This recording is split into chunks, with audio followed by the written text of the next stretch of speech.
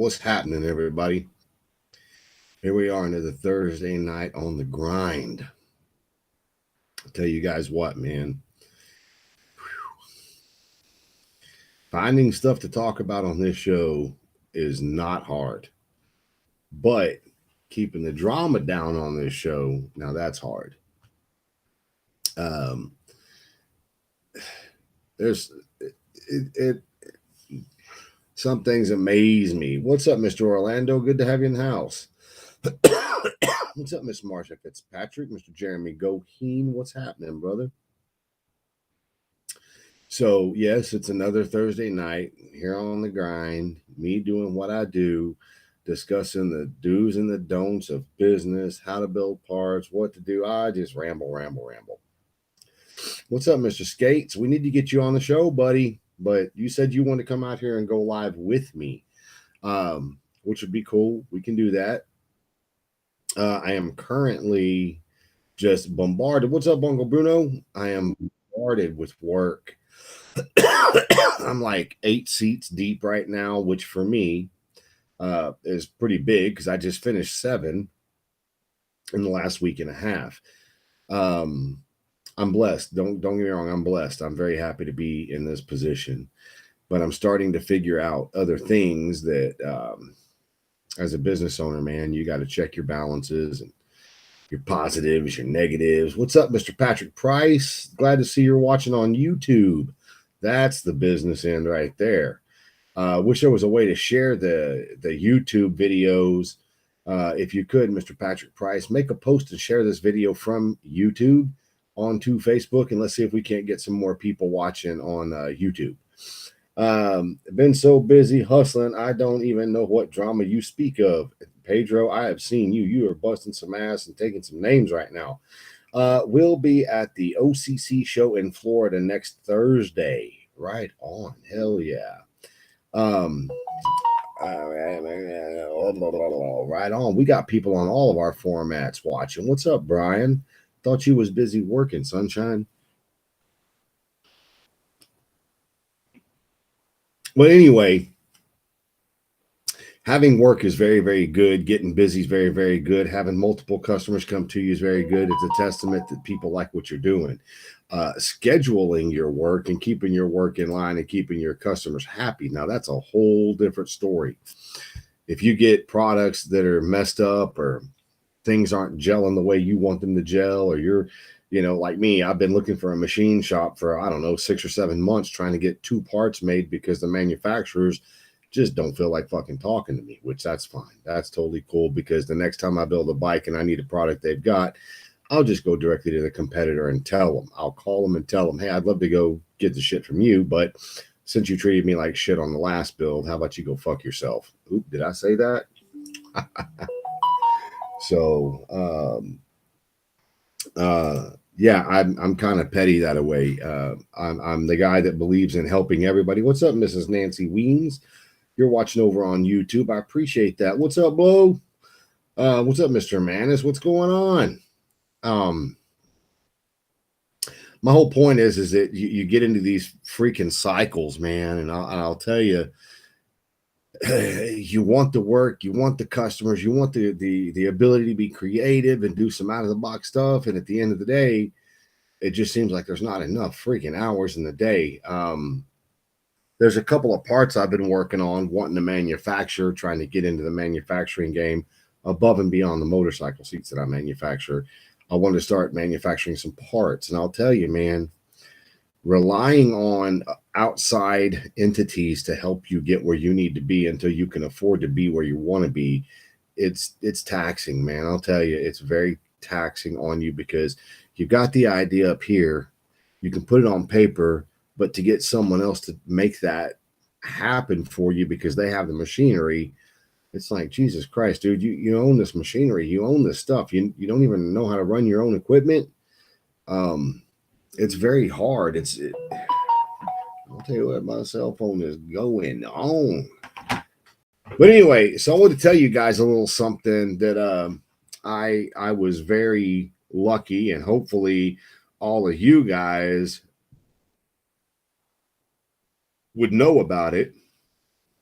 Let me tell you guys a little bit about what I got involved in. Where is it? Where is it? Right here.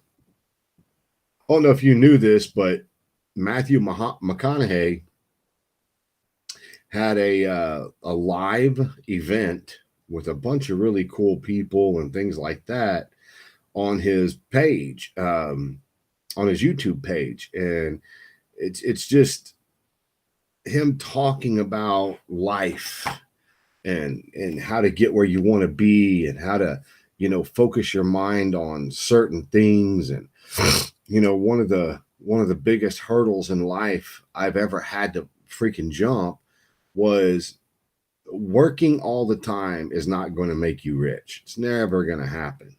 That old phrase, working smarter, not harder. Now that will help you get rich. I see all these quotes online all the time. People say, if you're chasing a dream, you're doing it wrong. You should actually be out there hustling. Well, yeah, I agree with that. But if you're not chasing something, you're not moving forward to something, where are you going? You're standing still. It wasn't about life. It was about living. See, Chris Moose watched it. Right on, brother. It was pretty cool. I didn't get to watch the whole entire thing because it was during the middle of the day. And I couldn't devote that much time to it. But yes, I did watch for about an hour, hour and a half. I am very fortunate because he did a compressed version of it, a real good edited version of it. I'm going to go back and watch the hour, hour and a half, I think it is. But I think it was almost 4 hours long, if I'm not mistaken. But anyway, I'm getting off topic. My whole point is that you can get so busy in life trying to get customers and trying to keep up with customers. But at the end of the day, you have to figure out, how do I optimize my talent? How do I get more work and get more customers and do what I want? Because you're either going to get more customers and do them in a compressed amount of time, or you're going to charge more per customer so that same amount of time you're making more money. But at the end of the day, there's a happy medium for what you do. If you're going to be, and I use metal fabrication, I'll tell you what, I'll use a painter, for example, because I've had this talk with a couple of painters before. If you don't know how much money you make and you just quote a job per a bid, like, hey, I've got say a 2020 Street Glide, and it's all black right now, but I want to do, a cholo style this with these kind of tape lines and all these different types of things. If a painter walks up and says, hey, I'll charge you $8,000 for that, then the painter has your bike for, say, 2 months, 2.5 months, 10 weeks. Takes him 10 weeks to paint your bike. And you ask that painter, how much money did you make? How much? It's always the effing painter. Yes, it is always the effing painter. That's who we blame. But if you ask the painter, hey, man, can you break this job down and tell me how much did you make an hour? People always forget, and I see it all the time. And it's not just with business owners. It's with people that I work with in a chemical plant. It's with people that work at Stop and Go. It's people working, the fast food industry, or people that work at like a bartender. When you make money in America nowadays, you guys have to realize you have to pay taxes. There's different things you're responsible for paying. Just because you own your own business does not mean, you're out from underneath, the corporate machine. No, you're under the corporate machine, but now you work for everybody else. Instead of having one boss, every customer you have is your boss. Now, you take the cost of your materials, but you got to get all the way down to your tapes. You got to get down to your clears, your all of the consumables. You even have to get down to the point where you can break down what your light bill is a month, where you can break down what your water bill is. Because at the end of the day, if you make $100,000 a year and you paid, let's say, a modest number, $3,000 a year in lights or electricity, and then you paid let's say in your everyday consumables, your tapes, your papers, your just different consumables like that. Let's say you spend another 10 grand on consumables. By the time you break your number down, if you hit 50%, that is a damn good business, because that last 50%, you may think it's yours. It ain't. It's not yours. You owe taxes on that. And unfortunately, being self-employed taxes are usually between 30 and 35%. Take 35% from 50K. What are you stuck with? What are you stuck with? Well, that's $17,500 at 35%. $17,500 right off of 50 grand. You're sitting at what would that be? 32.5. So you actually made 32.5 for the year, even though your company generated 100 grand. 32.5, my friends, that's not a lot of money. It's enough money if you're single and you live in an apartment and your cost of living is low.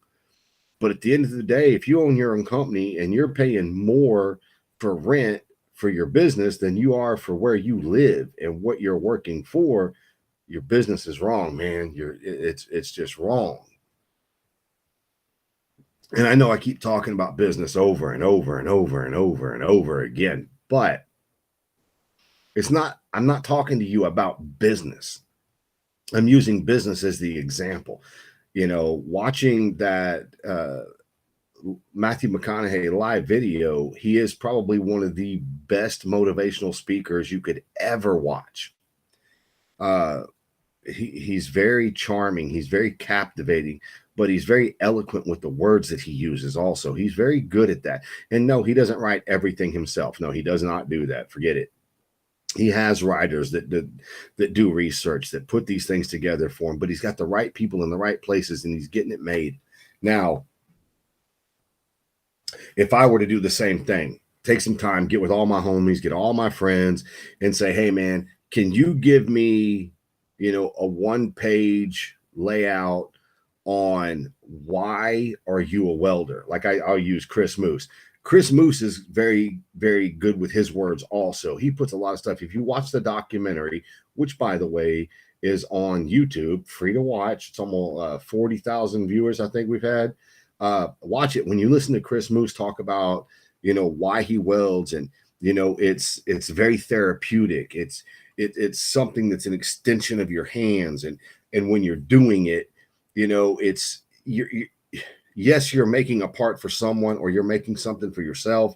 But at the end of the day, it's almost like you're in a Zen state. Well, for me, it is.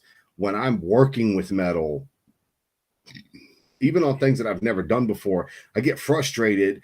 But every time I fail at something, all that's showing me is that's one way not to do it. So I won't do that again. I'll go on to something else. Yes, Rico, I said homies. It's me, Ernest T.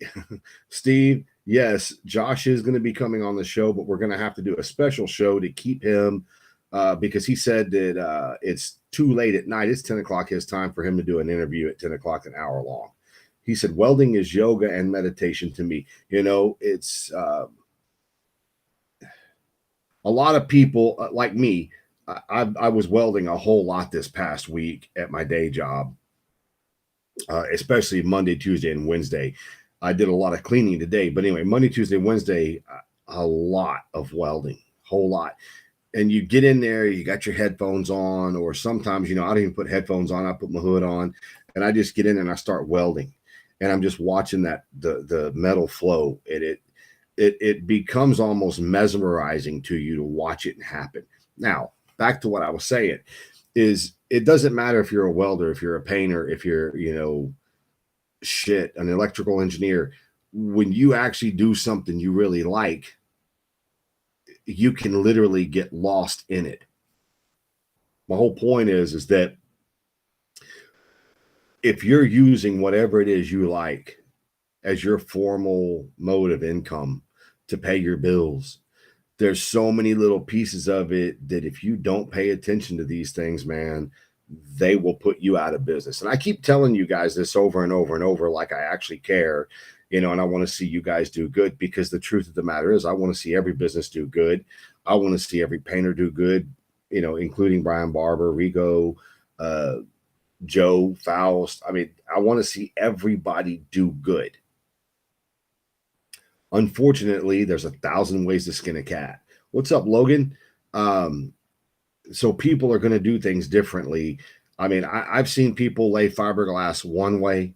I'll see another company lay fiberglass a total another way. I've seen a painter lay out graphics one way. I've seen another painter lay out graphics a totally different way. What's up, Aaron Crispin? Good to see you watching. There's so many different ways to do things. You got to find the one that works for you.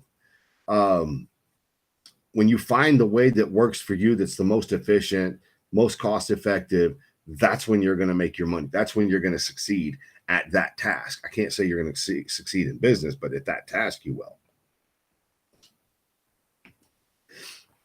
It's a incredibly hard thing to do, art, and keep the lights on. So there's a lot of us out there, myself included, that have day jobs that afford us the right to be able to do the grind, be able to do custom motorcycle seats at my pace. What's up, Mr. Kime? Good to see you in the house. A lot of guys have that fallback that pays their bills, and then it gives them the opportunity to focus more on their craft than making the money for that craft. Like you don't have to hit, say, 40 seats a month to keep all the bills paid, be happy, take a vacation once a year. You no longer have to do that. You work your day job, you come home at night, and you get to pick and choose the jobs that you want to work. What's up, Mike? The good thing about that is it gives you the opportunity to get a little more creative because you're doing your own thing at your own pace. But for those guys that are out there every day that do what they do for a living, to pay their bills, to raise their kids, to take vacations, everything they do, man, hats off to you guys. I'm going to tell you guys that right now. I have owned my own business since 1997. And I'll tell you what, man, I had good years and I had bad years, and I had years, man, I didn't know how I was going to keep the lights paid. I didn't know where my next meal was coming from. I knew I had work the next day, but I mean, so just because you're a hard worker and just because you're willing to get out there and do it doesn't always mean there's going to be success there.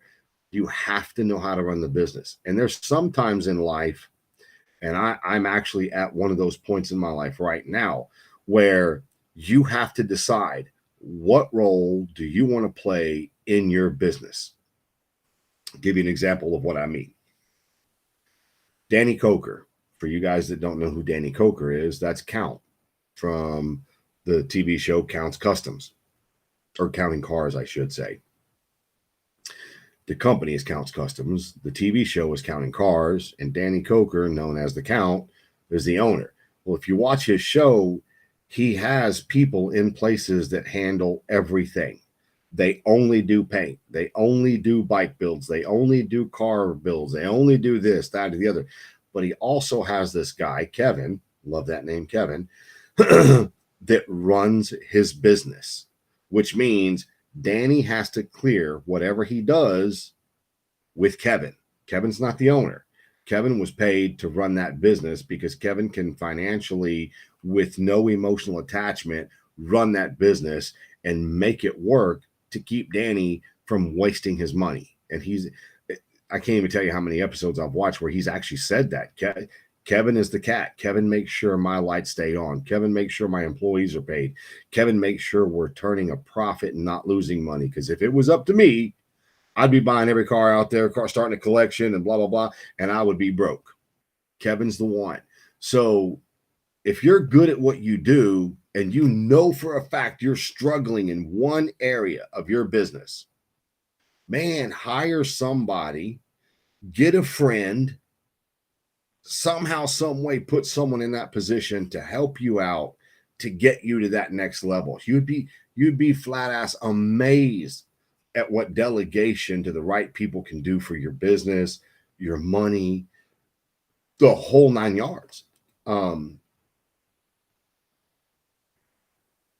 The other thing You know, when you focus on what you do and what you're good at, it frees your time up to stop worrying about the stuff that you're not good at. Put someone else in that position that's good at that part of it, and then you build a solid core team. Now, I will say this, there are shops out there that over the last 7 years, watching them grow, watching them fall down, watching them grow, all this, that, or the other, I have seen some of the best people at what they do go through that shop, and then when they're done, it's all over with. Steve, you are 100% correct. Jesse made fenders so he could afford to build bikes. That's right. But anyway, when you see these guys and they're talking about the A team and, you know, they're talking about being untouchable and being this, that, and the other, you can build a team of people that believe in you, believe in what you're doing, but you also have to believe in them and believe in what they are doing. That's a big pinned post. I can only see 2 comments above it as it scrolls. Please subscribe to the Grind YouTube channel. After subscribing to the Grind, you can watch the Grind 2021 Biker Build Off documentary for free. The link to the channel is below. Appreciate you, Uncle Bruno. Thank you. But anyway, so my point is that you start out on your own. You start out doing what you do. You get to a certain level of success. Reinvest back into yourself. Reinvest back into your company. You may take a pay cut, but you know what your bills are. And if you're exceeding all of your bills and you're doing really good, hire somebody to do the parts you're not good at and let them succeed at that part of your business and pay them and let them grow with your business. But you can't come in and micromanage them. You can't come in and say, hey, I want it done this way. You can't do that. What you got to do is find the person that's good at that part. Let them do good at that part. And then at that point in time, they sink or they swim. They sink or they swim. There's always proof in the pudding. You let someone like right now, if I had someone that was good at marketing, if there's anybody out there that's good at marketing, please contact me. I have a way you can make money off of the Grind, and the Grind can go to the next level because we need money. We need money for big things that I want to do in this industry that I've never seen happen before. And I can promise you, we start getting some of the funding behind us, which is why I want the YouTube channel to grow, because the YouTube channel can actually monetize. And once that YouTube channel monetizes, I'm going to start doing stuff with the money that it actually brings in. Mark my words, I'm going to start doing stuff with the money that it brings in. Cool stuff. But my whole point to this is that you're going to see a lot of people come and go on the channel. You're going to see a lot of viewers all at one time on the channel, because there's always different things to talk about. And it seems like the biggest thing you can talk about on this channel is controversy. Everybody loves to watch the train wreck. And once the train wrecks, they want to see the dead bodies on the floor. When I hear people say they don't watch my show anymore because they don't like the drama, I've always replied to whomever it is, well, you must like the drama some because you come back. What's up, Robert Davis? You need to get some interviews going. Well, you say that, Brian. I need to get interviews going, but it's probably going to turn out that I'm going to have to start the show earlier and do it on a different night to actually get the good interviews that I'm really wanting to get. Kevin Sockwell, I have the schools working on the project we talked about.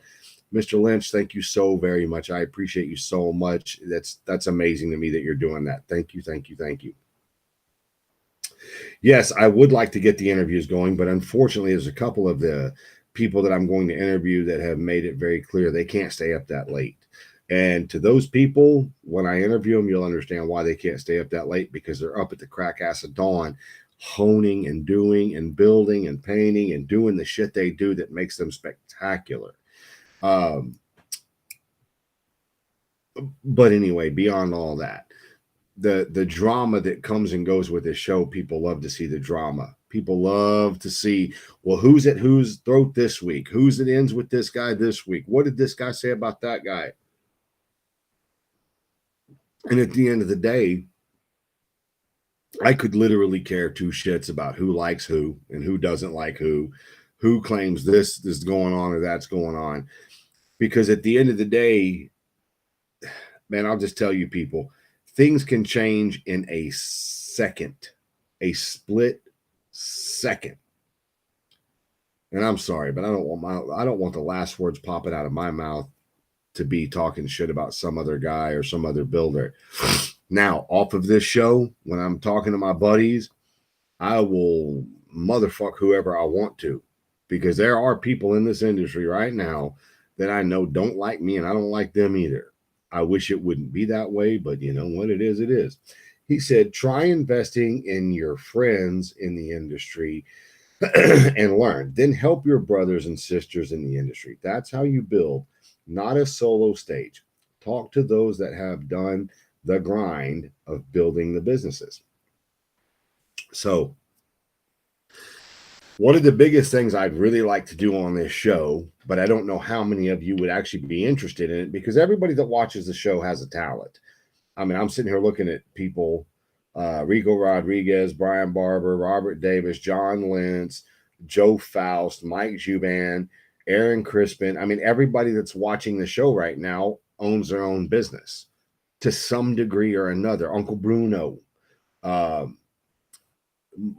Fitzpatrick, Steve Abar.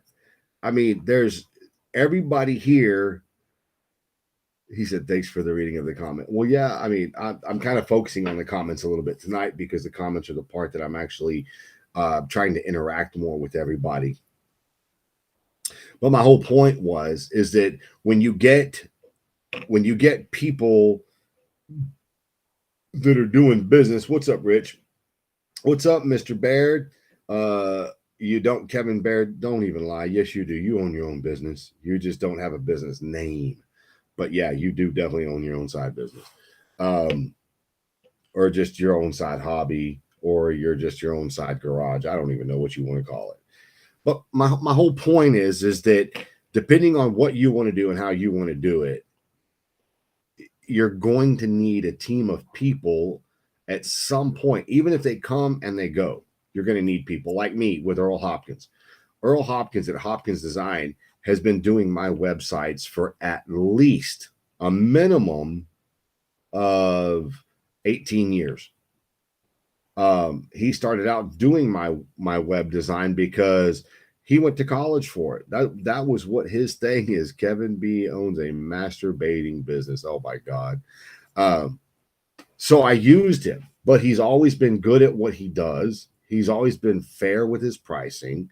You find out who is real and who's fake and who's there for you and who's not real quick in this industry. And some that you thought were real turn out to be fake as fuck.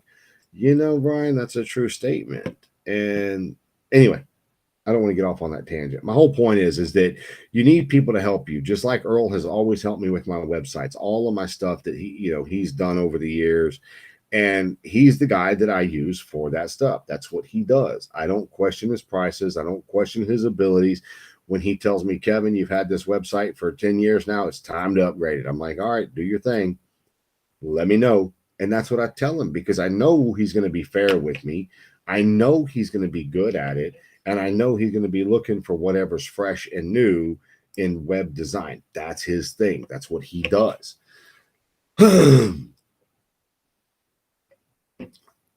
But at the end of the day, if you don't get good people behind you, and let's say you do get good people behind you, but you don't fucking listen to them, and you're always arguing with them because you're a control freak, then I would have to pretty much bet you're going to go out of business. You have so many things against you in the beginning anyway, you're going to go out of business. Everything is built around you to put you out of business. Only two types of businesses in this world: a wants business and a needs business.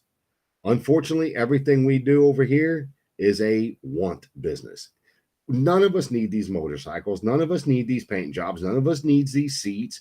None of us need any of this. These are the things that we want. We go out, we work hard all day, we make our money, We do our thing. We want a cool motorcycle. We want a kick-ass.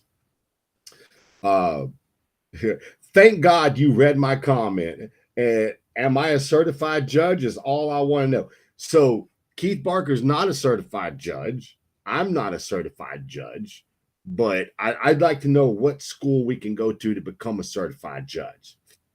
Anyway, back to what I was saying was that when you open a business, everything's against you anyway. The economy is going to be against you. The customer base is going to be against you. The vendors that you're going to buy your stuff from are going to be against you. The checking accounts are going to be against you. The advertising agencies are going to be against you. I'm not talking shit about anybody, but these people want you to pay to promote your business, whether it's your checking accounts, savings accounts, 401ks, the taxes, the advertisers, that like the magazines you want to be put into, all these different areas, they want to be paid for your business.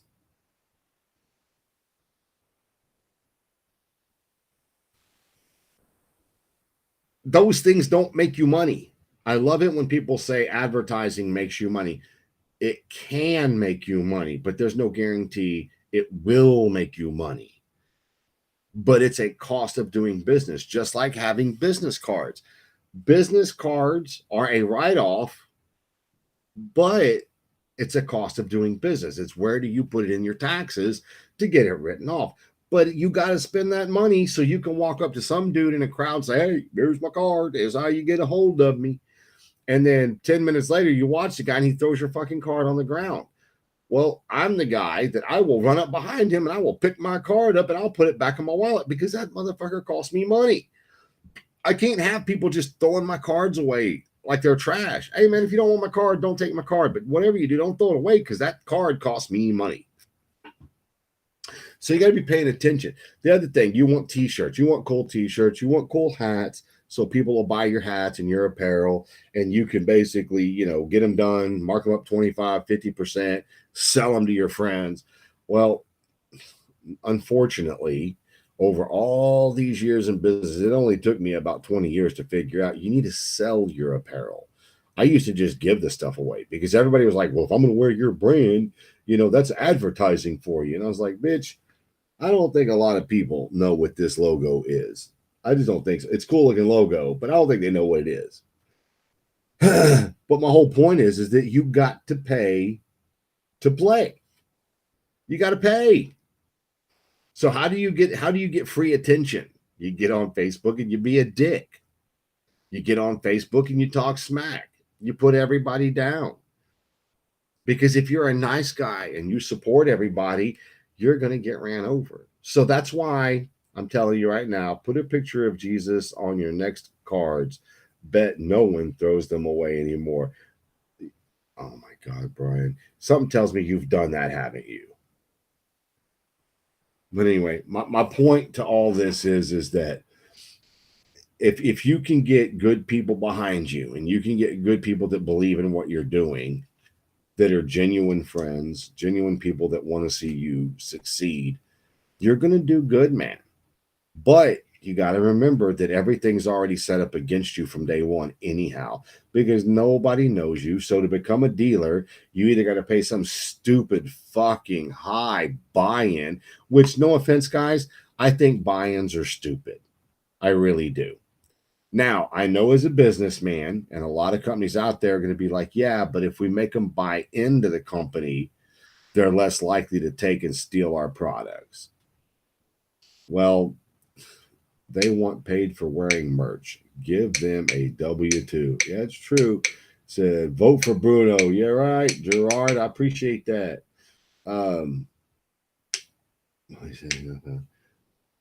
I was always told to do what you do and wow that person. Then people as who did that, I have a logo and put up the work. Anyway, treat them good, treat them right, put out a good product. They will come. It's true. They will, until you get that one customer that's just a dick. Let's face it. Everybody's had that one customer that know when they come up to you, they're like, oh my God, I think you're the coolest in the industry. You do some amazing work. You're badass. I wish I could record these conversations, because when someone comes into my shop and they instantly go to kissing my ass, I already know right that second that's probably not going to be a good customer. If I have a customer come in and they tell me point blank, hey, a buddy of mine said he used you, he was happy. Can you do some work for me? And then you sit down, you take time, you explain to them the nuts and bolts of what you're going to do. And they're like, hey, I appreciate it.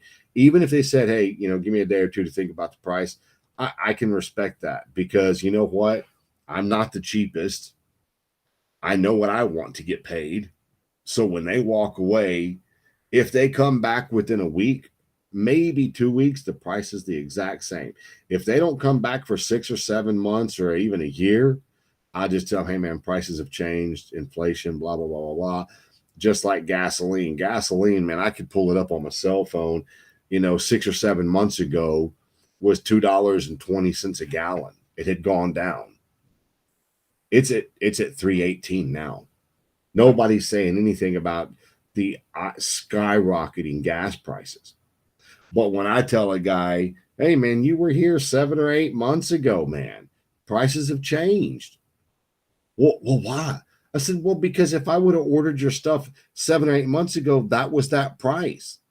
I ordered that stuff today. The manufacturers have gone up on all their pricing. And, if you want me to do it, I can do it. But here's what it's going to take. And then you find out real fast, did they really want you or don't they? Because, oh man, I can get it for cheaper than that. Well, go get it cheaper than that. Shake their hand and tell them to have a good day, because you can't work if you're always undercutting yourself, because of 2 reasons. Let me explain this. A lot of people don't know this. Blows my mind that I know it, but everybody else in the free world doesn't know this. I'm going to use Brian Barber as an example, because he's right there. He's commenting. He's staying invested in what we're doing. So Brian, if you guys saw this last 30-inch big wheel bagger he built, it's a fucking monster. Everybody knows it's a monster. Everybody's like, holy shit, I can't believe Brian Barber built that, because Brian doesn't throw it in your face all the time that he's a good builder, that he's a good painter. He just does what he does, keeps his head down, does his work, he's done. But anyway, so the guy comes up to Brian. He goes, hey, Brian, I have this, 2020 Road Glide. How many pieces is that? So the fairing, inner and outer is 2, the dash is 3, 4, front fenders 5, chin spoiler 6, both sides of the gas tank is 7, 8, dash 9, both side covers 10, 11, both bags 12, 13, both lids 14, 15, fender 16, tour pack 17, 18. So you got 18 parts you're going to paint on this bike. Gives him a quote and says, hey man, those 18 parts to body work them and paint them and do everything you want done, it's going to be $8,000. And the guy's like, oh shit, man. Oh, I know you're worth it. I know for a fact, man. I know you're worth it, but man, is there any way you can come down maybe $1,000 or so? Brian hasn't had a lot of work coming out of the shop, so he's like, yeah, I'll come down $1,000. Here's the bad part of that negotiate. You just sold your soul. You went down $1,000. So now 2 things have happened. 1, the customer knows he can Jew you down. 2, you already know when you start working on this bike, you're continually thinking, man, I could have made an extra $1,000 on this. And then what happens is something bad happens, and then you have to redo a part. And you're like, fuck, I gave this guy a discount. I am losing my ass now because it's taking longer. These parts aren't working right. Things are fucked. And then you get this tinge in your head and you're pissed off about it. Man, fuck this bike. Man, I can't believe this shit. These parts are not even what the guy said. There's so much body work to be done. Man, I'm going to have to call this guy back and ask for more money. So Brian calls the guy back, says, hey man, I know, I told you $8,000 initially before. I know we agreed on 7, but dude, after looking at all these, eBay bought parts or, Amazon parts, they're going to take a lot more work, man. I'm going to need another $2,000. So instead of being 8, now it's going to be $9,000. And the customer's like, what? And then now both of you guys are in a bad mood. because you're in a bad mood because you're doing work for free to the customer to the tune of about $2,000. The customer's pissed off because he jewed you down to 7, and now you're wanting 2,000 more, which is more than the fucking original quote. And guess what? Now you're both pissed off, and the job is going to be shit. It's not going to be shit because your quality, because your desire to do that paint job is bad. It's tainted because both forces are not getting what they want. He said, going to bed. Good night, Kevin. Have a great week. See y'all next week. Good night, Mike. So my point is that, like I've told people over the last 7 or 8 months that, Devin's been building bikes with me, or I've been building bikes with him, is that don't ever negotiate your price. When you first start out, your prices are going to be cheaper than some of the guys that have been doing it for the last 5 or 10 years because they've paid their dues. You have to pay your dues now. So you can't charge a guy the same price that, say, Curly charges or Chris Moose charges, because you're not at that level yet. You're at the beginning of your career. These guys are already well established. So you got to set your price to that. Second thing, as you go through and you go on, you can't negotiate you. I'm never going to negotiate me. I'm not going to do it. If you don't like my price for what I'm doing, I'm going to politely say, oh, I get it. I understand. That's cool. Well, I wish I could help you out, but I can't because that's what it costs. Sorry. And you're polite about it. You're nice about it. 9 times out of 10, when you're nice to that person about the pricing and everything, they leave. They may get it done somewhere else, and someone else may do just fucking total great. But I guarantee the customer is going to call you back at some point and tell you, hey, man, I was going to have you do some work. You're real honest with me, this, that, and the other. I feel like I can trust you. The other guy did right, but, I wasn't, at the end of the day, I wasn't as happy with the paint job as I would have liked to have been. Can you give me a quote now? The second time that guy comes around, he's not going to negotiate your price. He's not going to do anything. He knows exactly who you are. He knows you're a man of integrity. You're going to do what you say you're going to do. Now, at that point in the game, you're getting what you want. He's getting what he wants, but you better make damn sure you can do it in the time frame that he wants it done by and stay on budget. I mean, that's how the world goes around, man. Just like me, I'm not going to say any names, but I've had to do a seat many times, over the last, for the last 20 years I've been in business doing this stuff. I have had to redo seats out of my own freaking pocket a handful of times. And it's just part of the game, man. It's paying your dues. It's being accountable. I've never had a customer be pissed off at me and me actually take care of them and say, hey, man, I'm just letting you know, it came out like this. I went ahead and tore it apart again, and I redid it.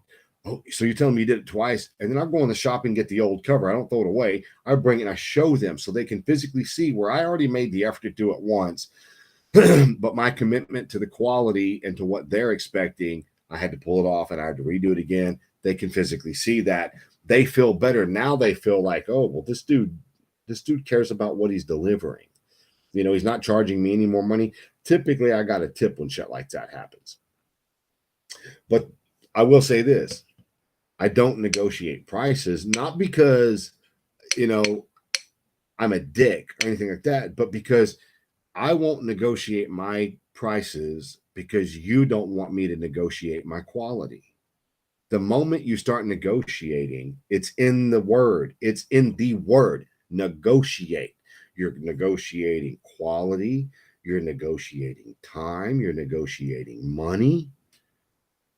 Well, when the guy comes back to pick his stuff up and he says, hey, look, this is not exactly what I wanted, I would come straight back with, well, I didn't get paid exactly what I wanted, so we're even. But then you've built a bad situation for you and the customer. Now the fucking customer hates you. And anyway, I could talk about that all night long. But at the end of the day, you don't want to negotiate your prices, but you got to be able, you don't negotiate what you promise either. You got to do what you got to do. You're great. What you do, they will be back. And I can guarantee you there's a handful of people out there that think I suck at doing seats. but let them think I suck. I know who I am. I know I'm still learning. I'm still doing stuff, and it's all good, man. Which is one of the things I pulled away from the the McConaughey live the other day was that at the end of my day, dude, what I do up here in this office, you know, I I don't think anybody's going to remember me because I was a good upholstery guy. I don't. I think if anybody remembers anything about me, they're going to actually remember that I worked. I loved my family. I was a good friend. That's what they're going to remember. They're not going to remember a seat I did for Paul Jr. or the hours I spent drawing artwork. They're not going to remember that. That part's nothing, man. What is important is time with your family, time with your friends, enjoying what you're doing. Because don't get me wrong, I enjoy the shit out of this stuff. I enjoy doing the live. I enjoy doing motorcycle seats, metal fabrication, building bikes. I embrace even the hard parts because it's part of the process. But man, this is not completely who I am. I've got friends that, my life doesn't revolve around motorcycle seats and motorcycles. He said, I'm late again. What up, peeps? Man, it was a good show, Brad, but we've only got literally 13 and a half minutes left. You don't negotiate at the best steakhouse in town. The price is the price. Take it or leave it. It's true. I do, but you're my brother, so I still support you.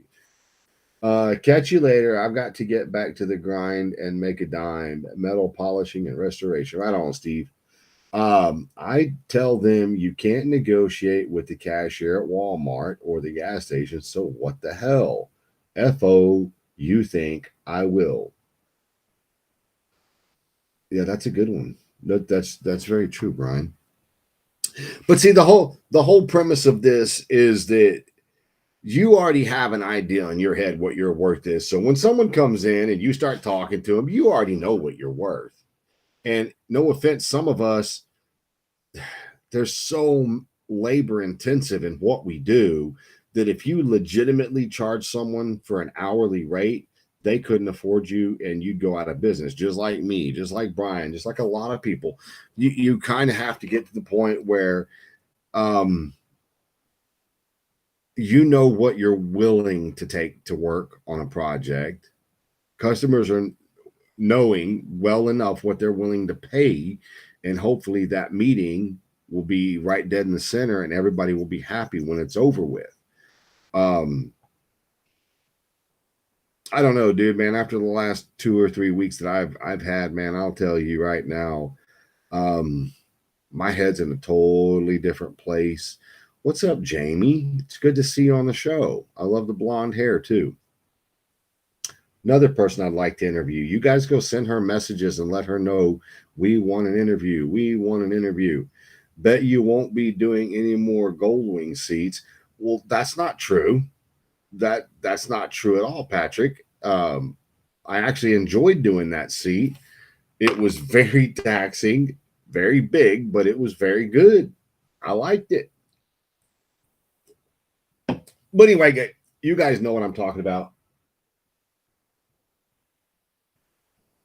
I'm sorry, I was listening to see if my bike was running because we have a show we're going to in the morning. Devin is downstairs working on my bike. I'm telling you guys, this kid is getting so good. No, he's not the best yet. Don't get me wrong. I'm not sitting here saying he's going to run anybody over. But what I am telling you guys is it's amazing for the little bit of time he's been doing it, what he's capable of doing with stereos and tuning and things of that nature. I could not be more proud of him. And I know the quality of work he puts out because I watch him. I watch him do the work every day. It's amazing. It's so cool. Has everyone hit the like button on here? Yeah. So, okay. So that's the other thing I want all you guys to do. Every single person on here watching right now watches YouTube.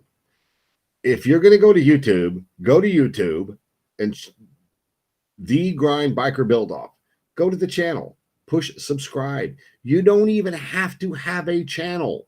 All you have to do is push subscribe, like, and hit that little tiny bell that gives you notifications when we go live. The more viewers we can get over on YouTube, the sooner I can start making money, the sooner I can start doing the cool shit that I want to do. He'll be my prodigy. Hey, I remember Kevin Sockwell. I called you. Yeah, dude, you don't call anymore. You don't even shoot a text anymore. But I've seen your paint jobs are getting better. So therefore, I mean, yes, Rico, you're a bad mofo. I love you, bro. But anyway, back to Devin. He's downstairs tuning my bike up. We've got a show we're going to tomorrow in Silsbee, Texas, which for you guys that don't know it, it's literally a couple miles away from Beaumont, Texas. It's just southeast of here. I don't know who the company is that's putting on the stereo competition or whatever. It's not even called the stereo competition. It's called the Crank It Up competition. So I don't know if they're going to be going for the loudest bikes there, or if they're going to be going, I don't know what they're going to do. I do plan on trying to make some videos and putting the videos together and having Devin edit the videos and then put them out there. I might go live on my page or the grind or something like that during the stereo competition, so all you guys get to see what I'm getting to see. I don't know. We'll figure it out. But anyway, appreciate you guys tuning in to hear me blabber one more night. Please get over to the YouTube channel, push the subscribe button. Let's get the content or the count up. We can monetize this. Then I can start putting that money back into this show and start doing some really, really, really cool shit with the show. And if you guys don't believe me, there's content creators out there right now that do stunts and do all kinds of crazy shit for their viewers to the tune of, the guy could be walking in Walmart and, ask somebody, hey, is there any way I could borrow $2 to get some bologna? And the first person that says yes, he gives them 50 grand. I mean, it's the kind of shit they do on YouTube. It's the ways these guys get rich. If we can monetize my channel, there's a lot of cool stuff like that we can do for the industry. But anyway, you guys go have a kick-ass night, and we will see you guys next Thursday.